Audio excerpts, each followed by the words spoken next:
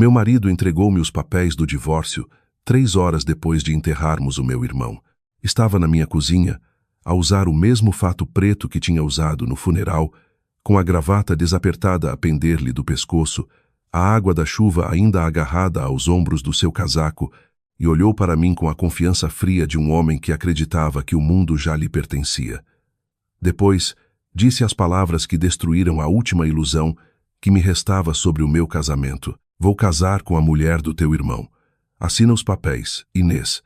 Encarei-o por um longo momento, depois sorri suavemente e peguei na caneta. 30 dias depois, Gonçalo Soares estava de joelhos a gritar o meu nome num escritório de advogados na Baixa de Lisboa, porque tinha finalmente percebido o que o meu irmão sabia antes de morrer.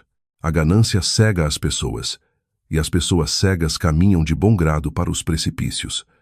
No dia em que enterramos o Duarte Almeida, o céu sobre Oeiras parecia aço rachado. Uma chuva fria caía sobre o cemitério dos Prazeres em finas linhas cinzentas, cobrindo guarda-chuvas, casacos pretos e sapatos polidos, com um brilho baço que fazia tudo parecer sem vida. Fiquei ao lado da campa do meu irmão, com as mãos cruzadas à minha frente, enquanto o padre falava de generosidade, liderança e legado. Mas mal ouvi uma palavra depois de baixarem o caixão à terra. O Duarte tinha 42 anos. Demasiado novo para morrer, demasiado disciplinado para morrer, honestamente. O meu irmão acordava às 5 da manhã, corria 5 quilômetros, mesmo durante o inverno, e marcava os seus exames anuais, religiosamente. Até que um condutor bêbado atravessou o separador central na A5, perto do viaduto de Monsanto, e esmagou o seu jipe de frente. Assim, de repente, a pessoa mais forte que eu alguma vez conhecera tornou-se uma fotografia ao lado de um caixão coberto de lírios brancos. Funcionários da Almeida Logística e Transportes enchiam quase metade do cemitério. Motoristas, supervisores de armazém, contabilistas, gestores de tráfego. O Duarte lembrava-se do aniversário de cada funcionário, de cada filho doente, de cada dificuldade com o crédito à habitação. Homens com o dobro da sua idade choravam abertamente junto à campa, porque o meu irmão os tinha ajudado a manter as suas casas durante a crise do subprime. Gonçalo esteve ao meu lado durante a cerimônia, com uma mão pousada levemente nas minhas costas, a representar o luto da mesma forma que algumas pessoas representam a oração em público, cuidadosamente, visivelmente, sem sinceridade. Olhando para trás agora, percebo que ele nunca me apertou o ombro. Nunca me perguntou se eu estava bem. Os seus olhos vagueavam constantemente na direção de Patrícia. Patrícia Almeida, a viúva do Duarte. Alta, elegante, de cabelo escuro, usando óculos de sol enormes apesar da chuva. Segurava um lenço branco debaixo do nariz e chorou baixinho durante a maior parte da cerimônia, embora algo na sua tristeza me parecesse distante, quase ensaiado, como alguém a tentar imitar uma emoção depois de a ver num filme. Na altura, odiei-me por sequer pensar aquilo. O luto torna-nos desconfiados de toda a gente. Depois de a recepção fúnebre terminar, as pessoas voltaram lentamente às suas vidas. Os carros desapareceram do parque de estacionamento da igreja, um a um, enquanto a noite caía sobre os subúrbios. O Gonçalo levou-nos para casa em silêncio, uma mão no volante, a outra a deslizar pelo telemóvel sempre que parávamos num semáforo vermelho. Eu observava a chuva a escorrer pelo vidro do passageiro e pensava no Duarte, a ensinar-me a andar de bicicleta quando eu tinha 7 anos. Ele correra atrás de mim pela rua do nosso antigo bairro, a gritar incentivos, enquanto eu guinchava de terror. Mesmo depois de eu ter embatido numa caixa do correio, ele riu-se, levantou-me, limpou-me a terra dos joelhos e disse-me algo que nunca esqueci. O medo passa mais depressa que o arrependimento, Ness. Ele era a única pessoa que ainda me chamava Ness. Quando entramos na nossa garagem, o Gonçalo saiu sem esperar por mim. Reparei na rapidez com que ele caminhou em direção à casa, quase com impaciência, como um homem a correr para um compromisso. No momento em que entramos na cozinha, ele desapertou a gravata e atirou um envelope grosso para cima da bancada de granito. Deves ler isso esta noite, disse ele, secamente. Olhei para o envelope. O que é isto? Os papéis do divórcio. Por um segundo, a sala perdeu o som. O zumbido do frigorífico desapareceu. A chuva contra as janelas desvaneceu-se. Até a minha respiração pareceu parar. Olhei para cima lentamente. O quê? O Gonçalo expirou como um empresário exausto, forçado a repetir instruções simples a um funcionário. Vá lá, Inês. Ambos sabemos que este casamento não funciona há anos. O meu irmão foi enterrado hoje. Eu sei disso. A frieza na sua voz assustou-me mais do que as próprias palavras. Ele caminhou em direção ao móvel bar, serviu-se de uma aguardente velha e encostou-se casualmente à bancada. Honestamente, esta é provavelmente a melhor altura para o fazer. Um corte limpo, um novo começo para toda a gente. Continuei a encará-lo, à espera do remate, de um pingo de culpa, de humanidade. Nada veio. Depois, ele disse a frase que me revirou o estômago. Eu vou ficar com a Patrícia. Pisquei os olhos uma vez. A mulher do Duarte? Viúva, corrigiu ele calmamente. Agora ela é viúva. Lembro-me de me agarrar à beira da bancada porque, de repente, senti-me fisicamente instável. Há quanto tempo? Sussurrei. O Gonçalo bebeu um gole da aguardente antes de responder. Já há algum tempo. Já há algum tempo, repeti. Sem alma. Nós não planeamos que nada disto acontecesse, Inês. Aquela mentira quase me fez rir. Há tons que as pessoas usam quando ensaiam desculpas de antemão, e o Gonçalo tinha claramente praticado esta conversa na sua cabeça muitas vezes. Tu sempre foste tão dependente emocionalmente, continuou ele. A Patrícia compreende a ambição. Ela compreende o que eu quero da vida. Olhei para o homem com quem tinha estado casada durante 11 anos e percebi que nunca o tinha conhecido verdadeiramente. O Gonçalo Soares viera do nada. Empréstimos estudantis, empregos instáveis, saltou entre apartamentos arrendados durante os seus 20 anos. O Duarte deu-lhe um cargo na Almeida Logística e Transportes. Quando nos casamos, orientou-o pessoalmente, promoveu-o 2 vezes, confiou-lhe clientes que valiam milhões.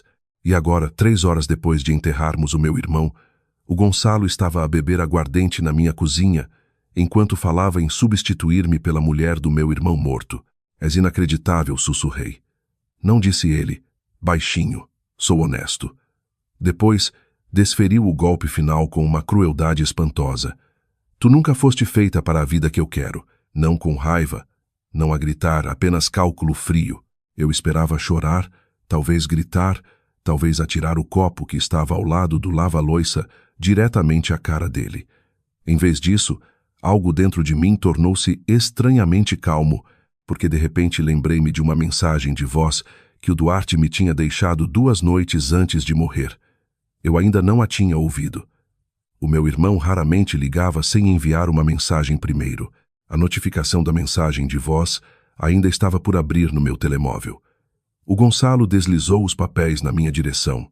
Assina só. Podemos evitar arrastar isto. Olhei para os documentos. Divórcio por mútuo consentimento. Cláusulas de renúncia. Separação de bens. Rápido, eficiente, preparado com antecedência, o que significava que ele tinha planeado isto antes de o Duarte morrer. Essa constatação apoderou-se de mim lentamente, como água gelada a encher-me os pulmões. O Gonçalo observava-me com atenção, provavelmente à espera de histeria. Em vez disso, peguei na caneta. As suas sobrancelhas ergueram-se ligeiramente. — A sério? Perguntou ele. Sorri-lhe fracamente. — Está bem. E assinei o meu nome. Pela primeira vez em toda a noite, o Gonçalo pareceu surpreendido. — Estás a levar isto melhor do que eu esperava.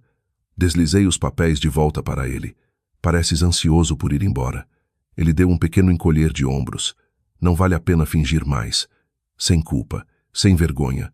Ele parecia, na verdade, aliviado. O Gonçalo pegou no envelope, acabou a sua aguardente e subiu para fazer uma mala, enquanto eu permanecia de pé, sozinha na cozinha, a ouvir gavetas a abrir e a fechar por cima da minha cabeça. 40 minutos depois, ele desceu com a bagagem. Na porta da frente, parou. — Vais ficar bem, eventualmente disse ele. Sou menos como conforto e mais como dispensa.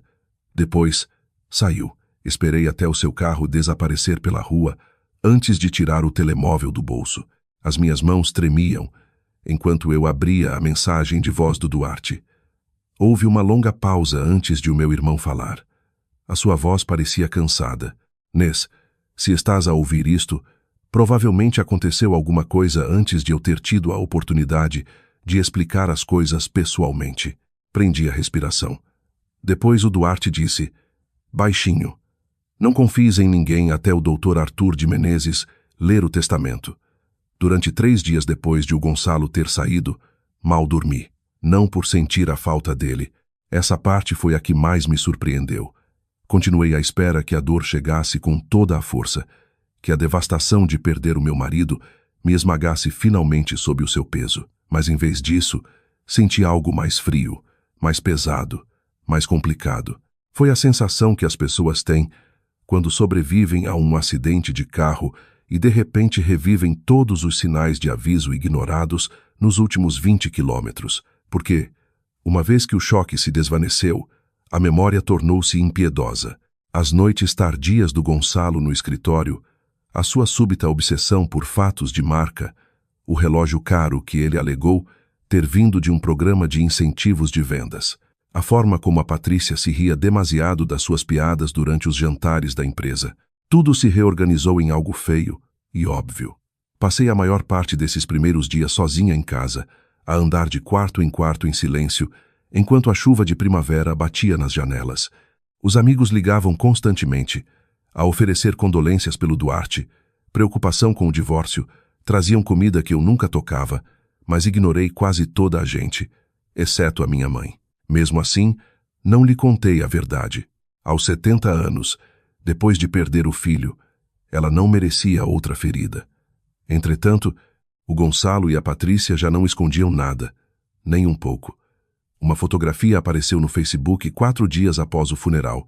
A Patrícia sentada ao lado do Gonçalo no JNC Coy, na Avenida da Liberdade, a segurar um copo de vinho enquanto ele sorria para a câmera com um braço à volta da sua cintura. Alguém tinha marcado a localização. Outra pessoa tinha comentado, lindo casal. Lindo. Fiquei a olhar para essa palavra durante muito tempo. O Duarte estava morto há menos de uma semana. No fim de semana seguinte, estavam a publicar fotos da comporta. Passeios de barco, coquetéis caros, a sorrir debaixo de mantas ao lado de fogueiras ao ar livre. O Gonçalo usava o casaco de cachemira azul marinho do Duarte numa fotografia. O casaco que o meu irmão comprara em Milão durante uma viagem de negócios 3 anos antes. Isso quase me partiu. Não porque o Gonçalo parecesse feliz, mas porque o Duarte tinha confiado nele completamente. Há algo unicamente horrível na traição após a morte. Os mortos não se podem defender, não podem corrigir erros, não podem retirar o amor de pessoas que já não o merecem. Os mortos permanecem leais para sempre. Os vivos não. Na 7ª manhã após o funeral, conduzi até a Almeida Logística e Transportes pela primeira vez desde a morte do Duarte. A sede ficava em Oeiras, um edifício de vidro de 6 andares que o Duarte comprara depois de expandir a empresa a nível nacional. Ele começara com 3 caminhões de entrega e um armazém alugado em Alverca. 20 anos depois, a empresa geria contratos de frete por todo o país e em Espanha. Estacionei na garagem subterrânea e fiquei dentro do carro por quase 10 minutos antes de me forçar a subir. No momento em que entrei no piso executivo, a conversa parou. Não dramaticamente, apenas o suficiente para eu sentir. As pessoas olharam para mim primeiro com simpatia, depois com desconforto, porque os escritórios sobrevivem de boatos da mesma forma que as pequenas aldeias sobrevivem do tempo. Toda a gente já sabia que o Gonçalo se tinha mudado para a casa da Patrícia. Toda a gente. A Carla, a assistente de longa data do Duarte, apressou-se na minha direção, parecendo furiosa em meu nome. Oh, meu Deus, sussurrou ela, abraçando-me com força. Inês, lamento imenso. Assenti fracamente. Quão mal está o ambiente por aqui. A Carla olhou na direção dos gabinetes de canto, antes de baixar ainda mais a voz. O Gonçalo tem agido como se já fosse o dono disto tudo. Isso apertou algo no meu peito. O que é que isso quer dizer? Ele tem estado sentado no escritório do Duarte todos os dias. Claro que sim. A Carla hesitou. E a Patrícia também tem estado aqui. Fechei os olhos brevemente. A crueldade de algumas pessoas não tem fundo. A Carla guiou-me até a sala de conferências e deu-me um café enquanto me punha discretamente a par da situação. O Gonçalo tinha começado a inserir-se em reuniões de liderança, apesar de tecnicamente ocupar apenas um cargo de vendas regionais. A Patrícia, aparentemente, tinha começado a discutir futuras ideias de reestruturação com a equipa sênior, como se estivesse a preparar-se para assumir a liderança executiva. Estavam a mover-se depressa demais, quase como pessoas aterrorizadas por perder o ímpeto. Esse pensamento ficou comigo. Quando finalmente entrei no escritório do Duarte, quase me virei para trás imediatamente. Tudo ainda cheirava a ele. Água de colônia com aroma a cedro, café, papel, o ar frio de Lisboa a entrar pelas persianas parcialmente abertas. O seu diploma emoldurado da nova SBE estava pendurado ao lado de fotografias de eventos de caridade da empresa, e a sua secretária permanecia perfeitamente organizada, porque o Duarte acreditava que a desordem refletia fraqueza de pensamento. Mas uma coisa tinha mudado. O Gonçalo estava sentado atrás da secretária do meu irmão, na cadeira do meu irmão, a usar o casaco do meu irmão. A visão fez-me o estômago dar uma volta. O Gonçalo levantou o olhar de uma folha de cálculo e sorriu casualmente, como se nada daquilo fosse insano. Inês, disse ele, suavemente. Devias ter ligado primeiro. Encarei-o, incrédula. O que estás a fazer aqui? A trabalhar. Este era o escritório do Duarte. Alguém tem de assumir as rédeas. A arrogância naquela frase atordoou-me. O Gonçalo recostou-se confortavelmente. Honestamente, a empresa precisa de estabilidade neste momento. Os funcionários estão nervosos. Tu és um diretor de vendas, não o CEO. Os títulos mudam. Olhei lentamente ao redor, notando várias pastas empilhadas ao lado dele. Relatórios financeiros, documentos de investimento, propostas de aquisição. O Gonçalo já tinha começado a vasculhar tudo. O Duarte autorizou isto? Perguntei, baixinho. O Gonçalo sorriu com desdém. O Duarte já não está cá, Inês. A forma como ele o disse, fria, prática, quase impaciente, fez algo mudar permanentemente dentro de mim. De repente, entendi a mensagem de voz do meu irmão de forma diferente. Não confies em ninguém, até o Dr. Arthur de Menezes ler o testamento. Não tem cuidado. Não confies em ninguém. O Gonçalo levantou-se e contornou a secretária lentamente. Olha, provavelmente devias focar-te em recuperar agora. Deixa as pessoas que percebem de negócios tratar da empresa. A condescendência ter-me-ia enfurecido semanas antes. Agora, apenas aguçou a minha atenção. Interessante, disse eu, suavemente. O quê? Tu, de repente, a agires como se esta empresa te pertencesse. A sua expressão vacilou brevemente, só por um segundo, mas eu vi. Medo, pequeno, escondido, desaparecido imediatamente a seguir. O Gonçalo cruzou os braços. A Patrícia herdou o patrimônio do Duarte. Lá estava, a suposição por baixo de tudo. Ele pensava que a Patrícia controlava a fortuna do Duarte, e através da Patrícia, pensava que a controlaria também. Assenti lentamente, como se estivesse a considerar a ideia a sério. Depois, fiz a pergunta que mudou completamente a atmosfera. O Duarte sabia de vocês os dois antes de morrer? O maxilar do Gonçalo contraiu-se instantaneamente. Isso não é relevante. Não foi essa a minha pergunta. O silêncio estendeu-se entre nós. Depois, o Gonçalo desviou o olhar primeiro. Interessante. Outra vez. Antes que qualquer um de nós pudesse falar mais, alguém bateu levemente na porta do escritório. O Dr. Arthur de Menezes entrou, alto, de cabelo prateado, impecavelmente vestido. O advogado do Duarte por quase 15 anos. O Dr. Menezes tinha a postura calma de um homem que passou a vida rodeado de pessoas ricas a comportarem-se mal. Os seus olhos moveram-se de mim para o Gonçalo, com muito cuidado. Senhor Soares, disse ele, educadamente, preciso de uma palavra em privado com a dona Inês. O Gonçalo pareceu irritado, mas forçou um sorriso. Claro, quando ele passou pelo Dr. Menezes, notei algo subtil. O advogado não lhe apertou a mão. A porta fechou-se atrás do Gonçalo. O Dr. Menezes esperou vários segundos antes de falar. Ouviu a mensagem de voz? Sim. Ele assentiu uma vez. Bom, O meu pulso acelerou. O que se passa? O Dr. Menezes retirou um envelope grosso da sua pasta de cabedal e colocou-o suavemente na secretária do Duarte. O seu irmão fez várias alterações pouco antes da sua morte, disse ele, cuidadosamente, e instruiu-me muito especificamente para não as discutir até terem passado 30 dias. Por que 30 dias? O Dr. Menezes estudou-me por um longo momento. Porque, disse ele, baixinho o seu irmão acreditava que as pessoas revelam o seu verdadeiro caráter quando pensam que já ganharam. Os 30 dias passaram lentamente para mim e de forma imprudente para o Gonçalo. Essa diferença importava.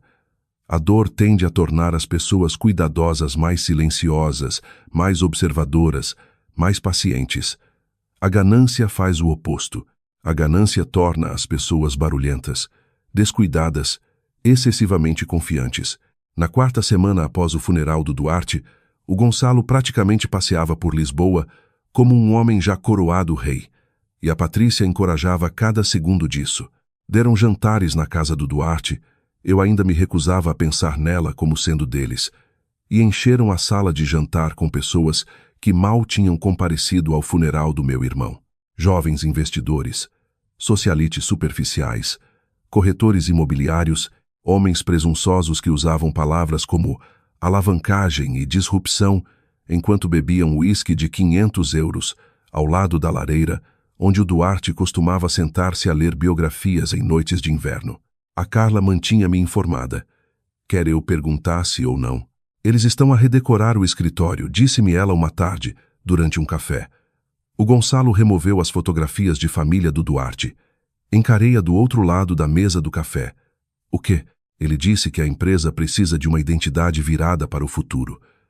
Por um momento pensei honestamente que poderia atirar o meu café diretamente para a rua, mas depois outra emoção instalou-se. Calma, porque o Dr. Arthur de Menezes finalmente tinha começado a retribuir as minhas chamadas, e cada conversa com ele aprofundava a mesma suspeita silenciosa que crescia dentro de mim. O Duarte sabia, talvez não tudo, mas o suficiente. O Dr. Menezes nunca o disse explicitamente ao telefone. Advogados como ele sobreviviam porque entendiam de precisão. No entanto, cada frase cuidadosamente escolhida apontava para a mesma verdade. O Duarte tinha passado os últimos meses da sua vida a preparar-se para algo, ou a preparar-me a mim. Na manhã da leitura do testamento, Lisboa acordou sob nuvens baixas e cinzentas e um vento agudo de primavera vindo do Tejo. Fiquei no meu quarto durante quase 20 minutos a tentar decidir o que vestir, o que parecia ridículo, considerando que a minha vida inteira tinha desmoronado num único mês. Ainda assim, as aparências importavam naquele dia. Não porque eu quisesse vingança, mas porque de repente entendi que o Duarte esperava força de mim. Então, escolhi a simplicidade. Calças pretas, uma blusa de cor creme, joias mínimas. Sem representação, sem luto visível, apenas compostura. Quando cheguei ao escritório Menezes, associados na Baixa, já havia jornalistas reunidos à entrada do prédio. Aparentemente, os rumores sobre o patrimônio do Duarte tinham se espalhado pelos círculos empresariais locais. A Almeida Logística e Transportes valia muito mais do que a maioria das pessoas imaginava, e homens ricos mortos atraíam a curiosidade da mesma forma que o sangue atrai tubarões. Dentro do elevador, vi o meu reflexo na parede espelhada e mal me reconheci. 30 dias antes, eu teria entrado naquele escritório aterrorizada. Agora, sentia-me estranhamente firme. Quando cheguei ao piso da sala de reuniões, o Gonçalo e a Patrícia já tinham chegado. Claro que sim, o Gonçalo estava perto das janelas, a usar um fato cinzento carvão que o Duarte o tinha ajudado a comprar uma vez para um evento de angariação de fundos corporativo. A Patrícia estava sentada ao lado da mesa de conferências num vestido preto justo, com as pernas elegantemente cruzadas, brincos de diamante a captar as luzes do teto. Pareciam um casal a posar para um anúncio de uma revista de luxo. Então o Gonçalo notou-me. O sorriso no seu rosto carregava um triunfo aberto. Ora, disse ele casualmente. Afinal vieste. Ignorei o comentário e sentei-me do outro lado da sala. A Patrícia estudou-me por cima das mãos cruzadas. Como te tens aguentado, Inês? A falsa preocupação na sua voz era quase impressionante. Olhei diretamente para ela. Melhor do que o esperado. O Gonçalo riu-se baixinho. Isso é bom. A recuperação é importante. Recuperação. O homem que dormia com a viúva do meu irmão morto estava a dar-me conselhos emocionais. Eu poderia ter me rido se a situação não fosse tão grotesca. O Dr. Arthur de Menezes entrou precisamente às 9 horas, carregando várias pastas. A sua expressão permanecia indecifrável. Como sempre, embora eu tenha notado que ele me cumprimentou primeiro. Dona Inês. Depois, um breve aceno na direção do Gonçalo e da Patrícia. Senhor Soares, senhora Dona Patrícia. A Patrícia endireitou-se imediatamente. Isto vai demorar muito. O Dr. Menezes sentou-se na cabeceira da mesa de conferências. Isso depende inteiramente de como todos se comportarem. Algo no seu tom fez o sorriso do Gonçalo desvanecer-se ligeiramente. Bom, o Dr. Menezes abriu uma pasta, ajustando lentamente os óculos antes de falar.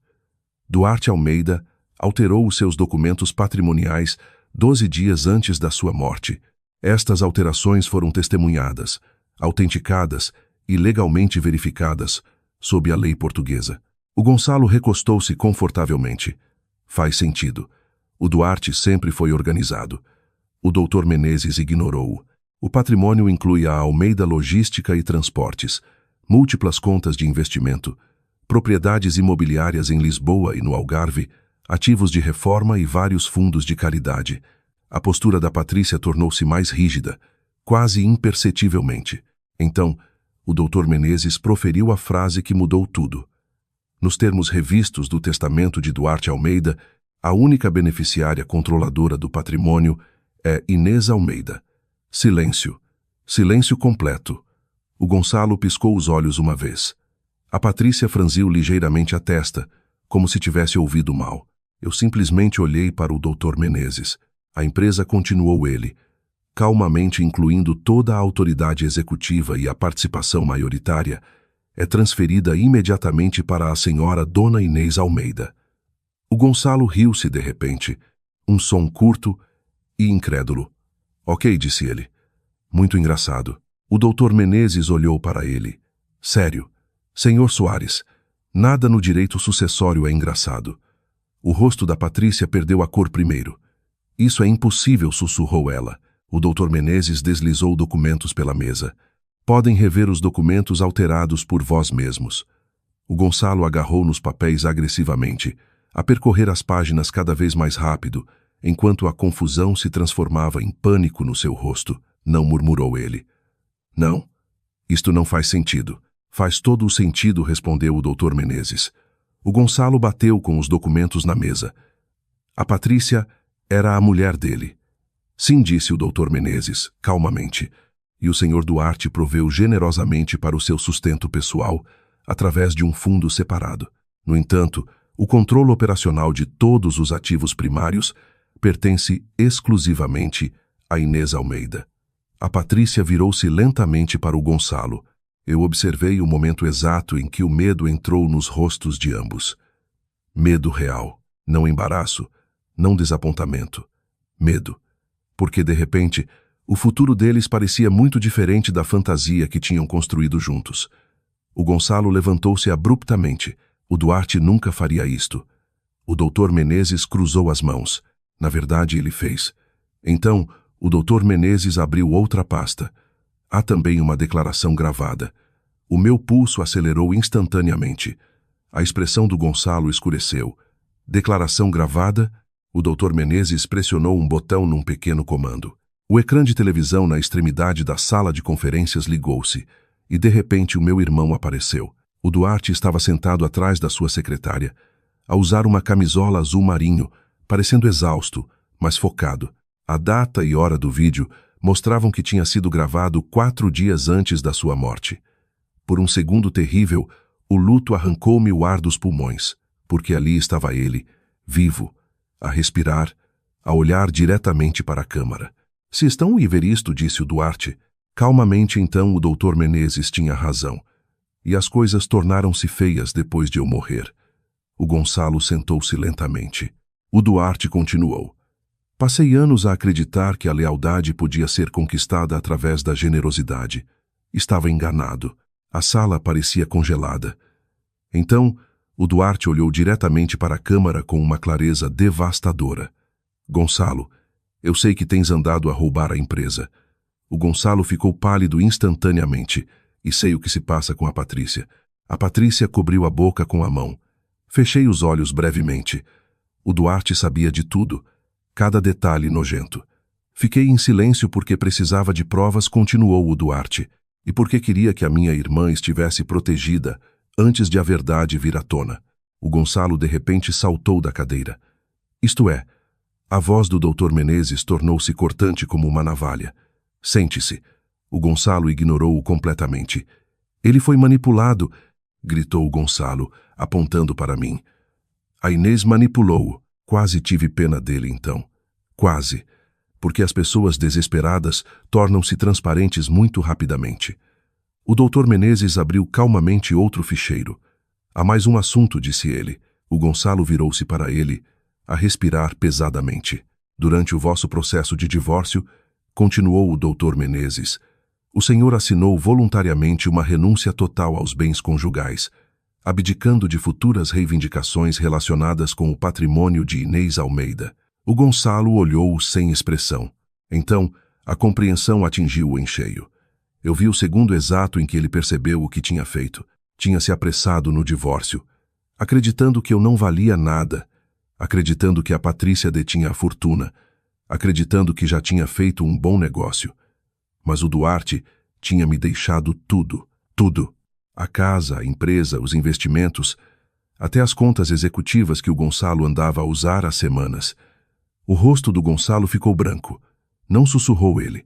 A expressão do Dr. Menezes nunca mudou.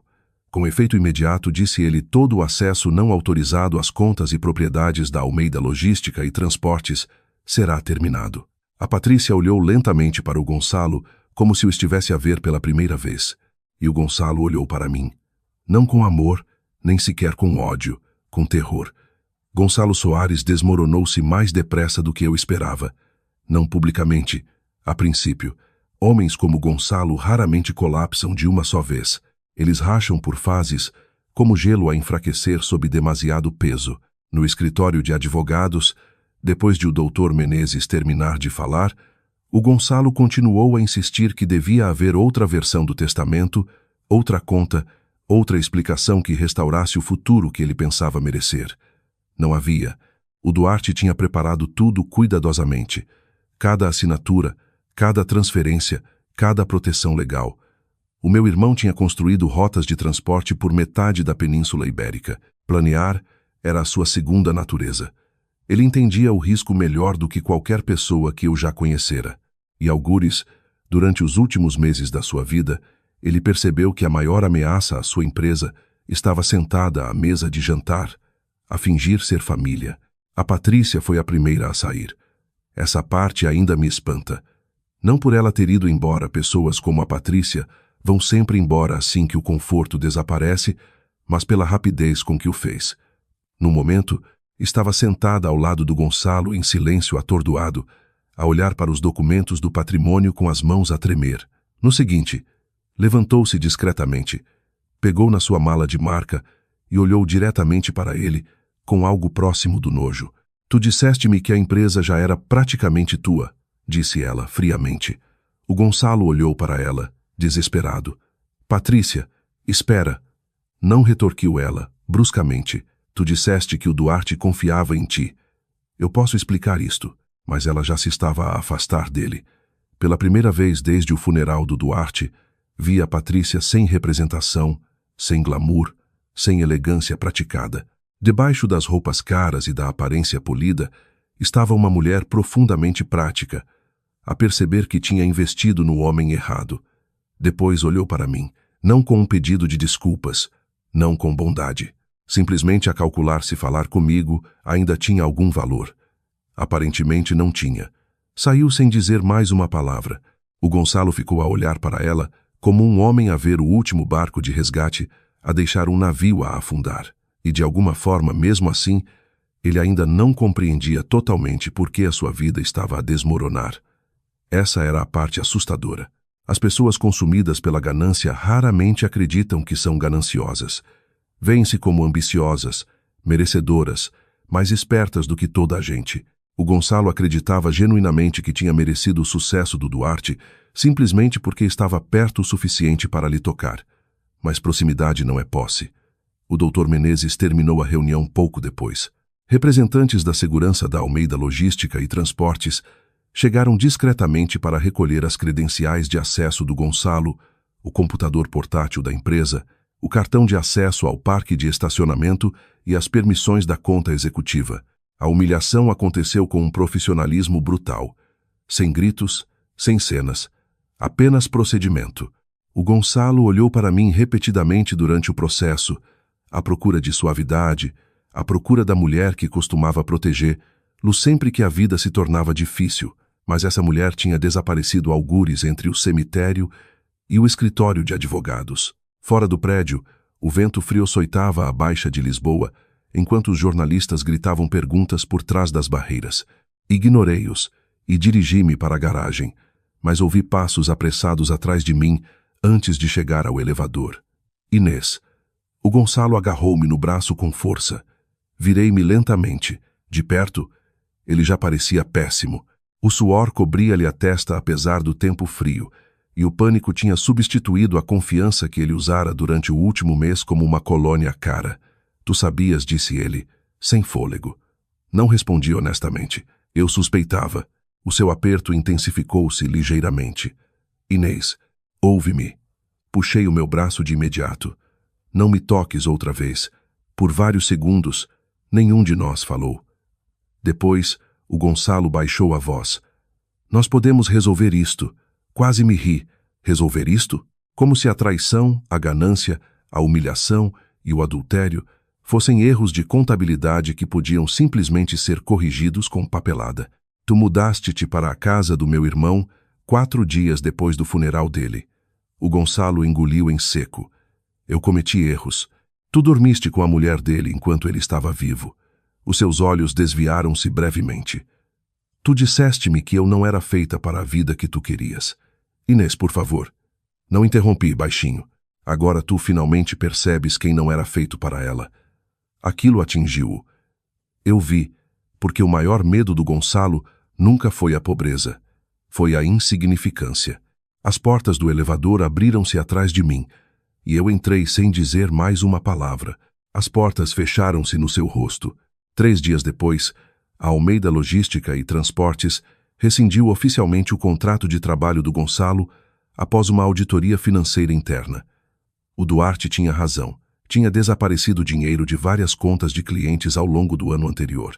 Não o suficiente para acionar alarmes imediatos, mas o suficiente para estabelecer fraude, assim que os investigadores seguiram o rastro cuidadosamente. O Gonçalo não tinha roubado milhões, apenas o suficiente para se sentir poderoso, apenas o suficiente para acreditar que ninguém notaria.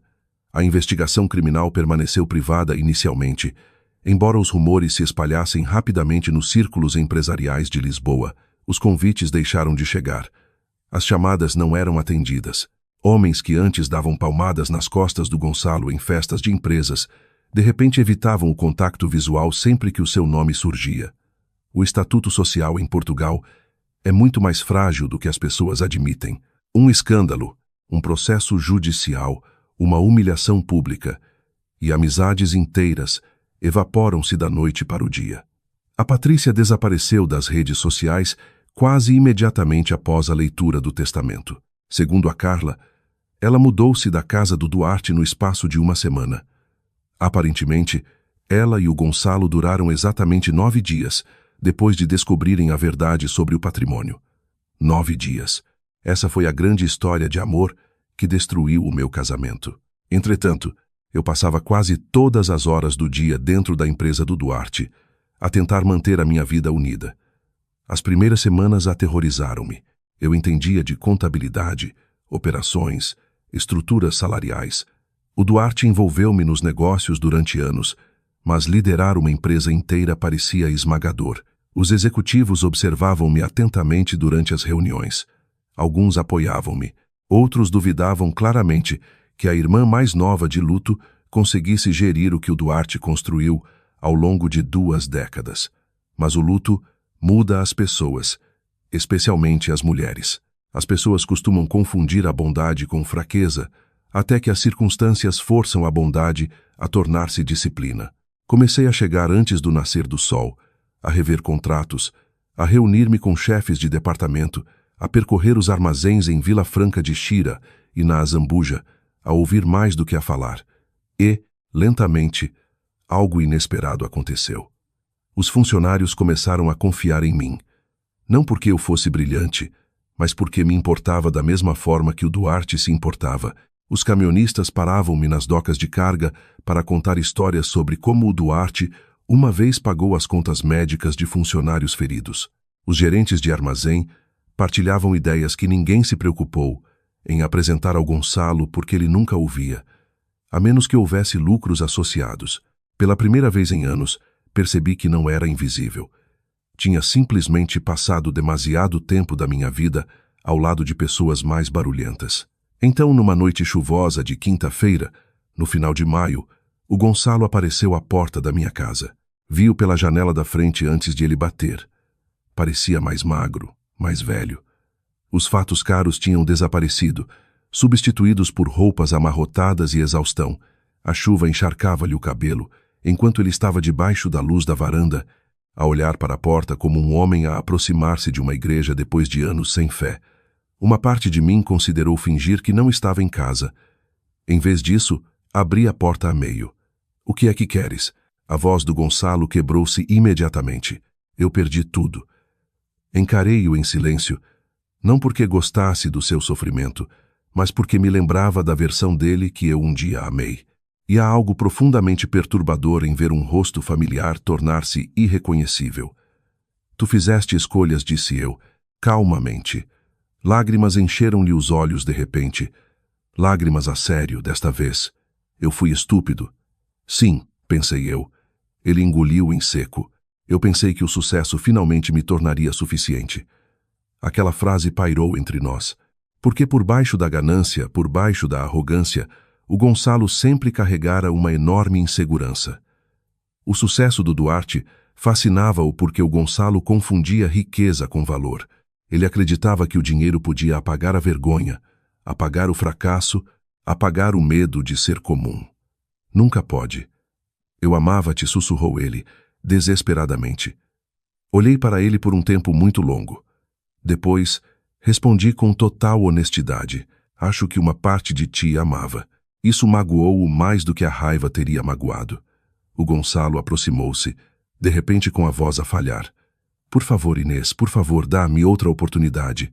E então, ali, na varanda molhada sob a chuva fria, Gonçalo Soares caiu de joelhos, a chorar, a implorar, destruído pela mesma ganância que ele um dia confundiu com ambição.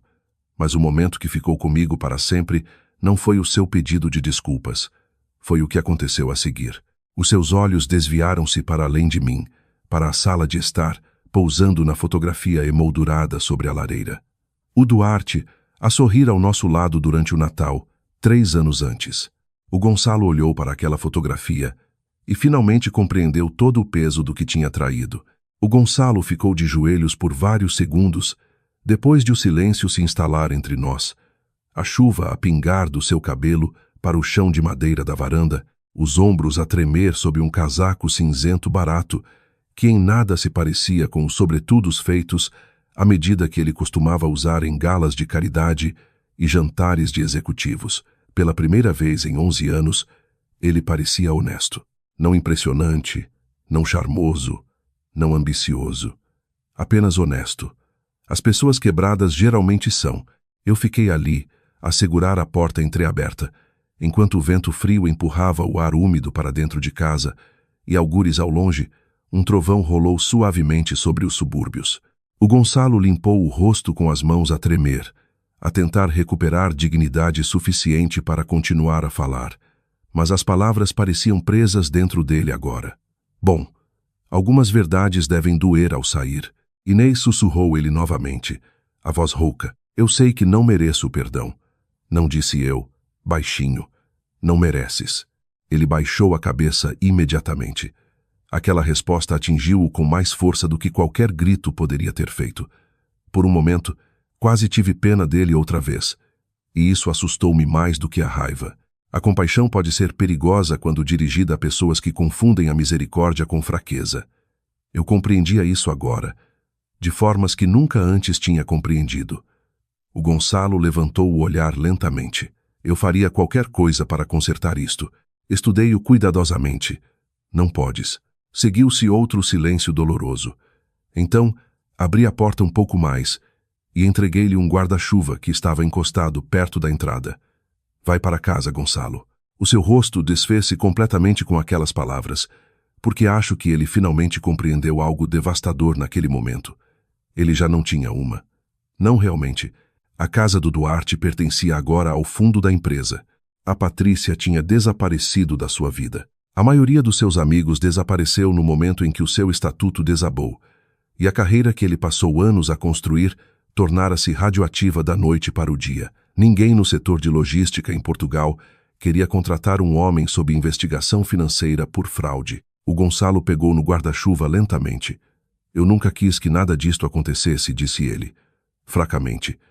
Quase respondi imediatamente, mas depois parei, porque aquela frase revelava tudo. Pessoas como Gonçalo nunca acreditam que são os vilões.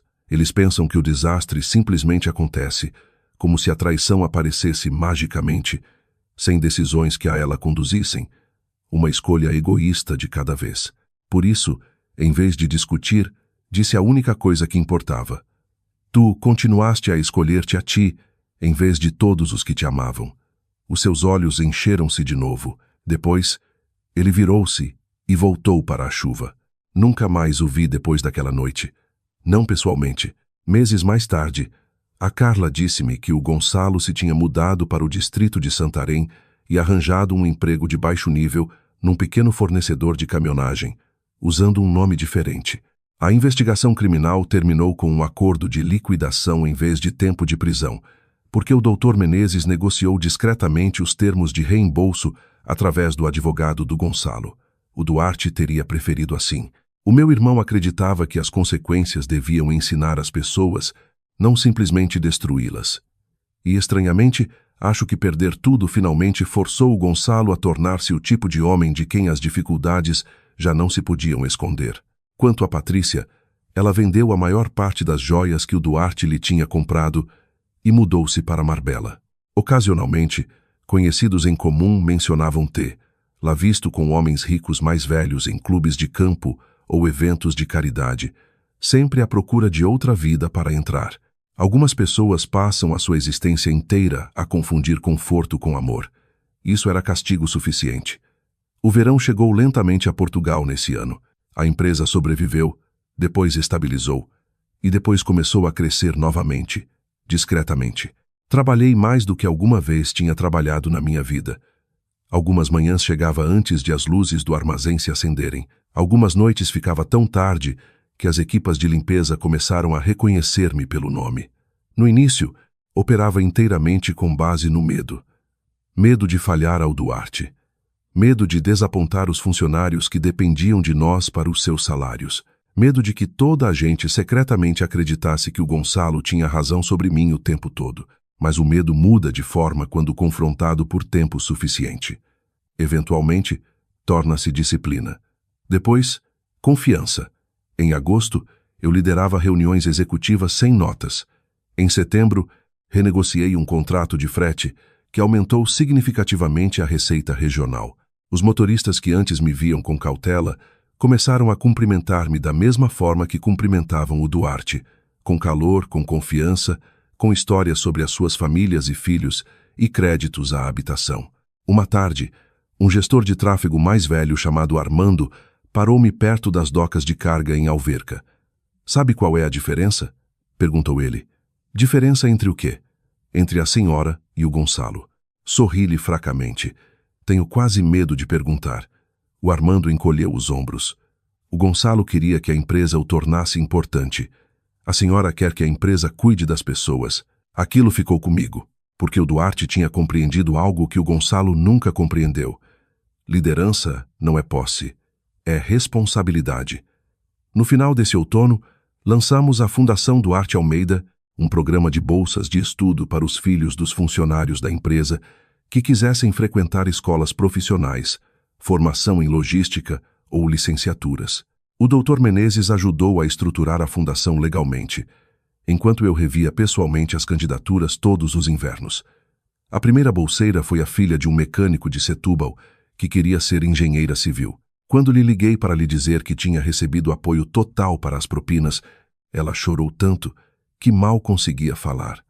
Depois de desligarmos, fiquei sozinha no meu escritório, a olhar para o perfil de Lisboa do outro lado do rio, e pela primeira vez desde que o Duarte morreu, o luto já não parecia agudo, parecia significativo.